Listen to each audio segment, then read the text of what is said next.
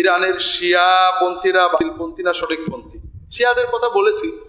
শিয়াদের ভিতরে সবচেয়ে যারা ভালো, তাদের সবচেয়ে ভালো আকীদার একটা হলো যে লা ইলাহা ইল্লাল্লাহ মুহাম্মাদুর রাসূলুল্লাহ বললে কেউ মুসলমান হয় না। দ্বিতীয় আর একটা কথা বলতে হয়, আলী অলিউল্লাহ।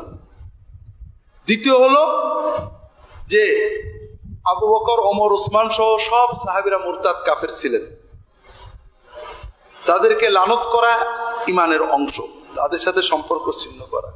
তৃতীয় হলো সাহাবীরা যেহেতু সব কাফের ছিলেন, কাজে সব হাদিস বাতিল, শুধু তাদের ইমামদের থেকে বর্ণিত গুলো ছাড়া। চতুর্থ হলো এটা অধিকাংশ যে এই কোরআন বাতিল, আসল কোরআন নাউজুবিল্লাহ ওসমান পুড়িয়ে ফেলেছে। এখন এরপরে এই ধরনের বিশ্বাস যার আছে তার কি বলবেন এটা আপনাদের ব্যাপার। তবে আমরা সরাসরি কাউকে কাফের বলতে চাই না, বাতিল বলাতে সমস্যা।